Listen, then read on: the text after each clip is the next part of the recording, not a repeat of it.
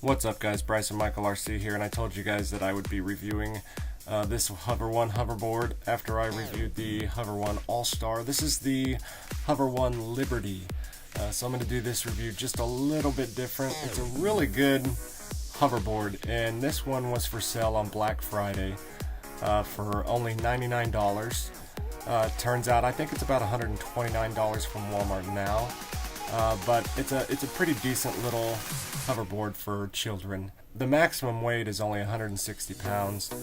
It goes 7.4 miles per hour. It's got a max distance of 3 miles. The tire size is 6.5 inches, and it's got the LEDs in the wheels. So that's why I say it's for a kid. You can see me riding it right here, and I'm almost 200 pounds. So it does go. It just doesn't go as well when you're bigger. Whenever you hit the bumps and stuff, it kind of stalls out and stuff like that. So it's not very. You probably break it if you ride it too much, or if I ride it too much over 160 pounds.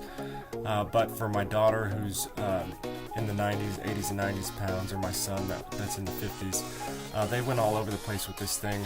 Now these Hover One hoverboards like this are just made for the street, for smooth concrete and things like that. But you'll see here later in the video that actually, if you're within the 50 range, between 50 and 100 pounds, you can actually go off-road with this, and you can go off-road with that All-Star one as well. So comparatively, the All-Star one is quicker, it's a little bit better, it's a little bit more durable, and the wheel motors are a little bit stronger. But for the price range, the All-Star is about $150, with taxes about $160, and then this one is $129, so about $130, $135, $140, somewhere around there. And I've seen it on Amazon for only $100. So it's a pretty good deal. It's completely different than the All-Star. The All-Star has flat tops on it, and your feet just set right on the flat top. In fact, switching from the All-Star to this one is a completely different feel to it. You can see the top there, it's got kind of a bubbled look to it. And then the pads that make the machine go back and forth are a whole lot different. They're not pads that expand the whole thing. You can see right there that they're kind of shaped. And once you stand on them, it just feels so much different. This hoverboard isn't as it's not as comfortable to ride without your shoes on. The All-Star, I like riding without my shoes on it and stuff in the house and stuff. It's nice to just get on and ride. You can see the pads on that. They don't even take up his entire feet. But the pads on the Liberty, actually, I think it's suggestive to put your feet closer to the wheel wells, because that's how you're supposed to ride these things, and so they put them as close to it as possible. So this may be like a beginner hoverboard. You can see my son here riding the All-Star, the blue All-Star there, and he just took it around on a really uneven brick path, and it did really good. And so now he's taking the Liberty around the same brick path just to see how it does. And remember, my son's about 50 pounds, and it goes over pretty smoothly. It does a really good job going over this brick, but you can see that he almost falls several times. When he's on the All-Star, he doesn't fall or almost fall near as much as he does when he's on the Liberty. So they can both go on uneven brick, and they can both go on fairly smooth concrete.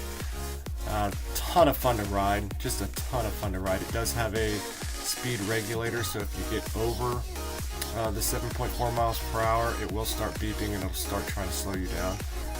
Here's my son again, 50 pounds, on the All-Star going off-road just through grass and stuff. You can see him go through that hill.